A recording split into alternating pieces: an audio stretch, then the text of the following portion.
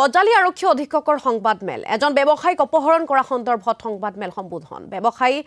ছয়বৰ আলীক অপহৰণ কৰি দাবী কৰিছিল ধন আৰু ইতিমধ্যে গ্ৰেপ্তাৰ কৰা হৈছে দুটাকৈ অপহৰণকাৰীক ধৃত অপহৰণকাৰী দুটা ৰবিৰাম হেমৰম আৰু হাকিম হাজদা বুলি জানিব পৰা গৈছে ছয়বৰ আলীৰ সৈতে অপহৰণ কৰিছিল গাড়ী চালক আনাৰ আলীকো বজালীৰ পৰা বঙাইগাঁৱলৈ কৰ্মসূত্ৰে গৈ থকা অৱস্থাতে কৰিছিল অপহৰণ আৰু এজন লোকে কাম দিয়াৰ প্ৰলোভনেৰে লৈ গৈছিল গুলেংপুলৈ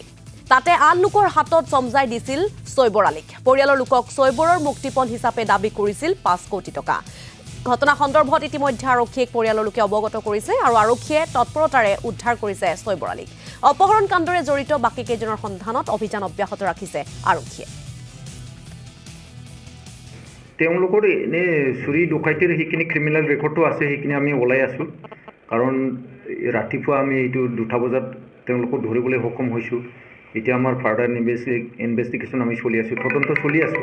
কাৰ কোনটো কি এংগেলত হেৰি আছে এইখিনি আমি চাই আছোঁ কিবা অস্ত্ৰ পাইছে নেকি অস্ত্ৰ একো পোৱা নাই এনেকৈ ক্লাছ কিবা হৈছিলে নেকি আপোনালোকে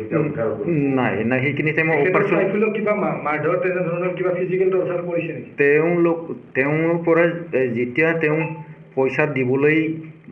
হেৰি হোৱা নাছিলে মান্তি হোৱা নাছিলে তেতিয়া এখেতক অলপ মাৰপিট কৰিছিলে টৰ্চাৰ কৰিছিলে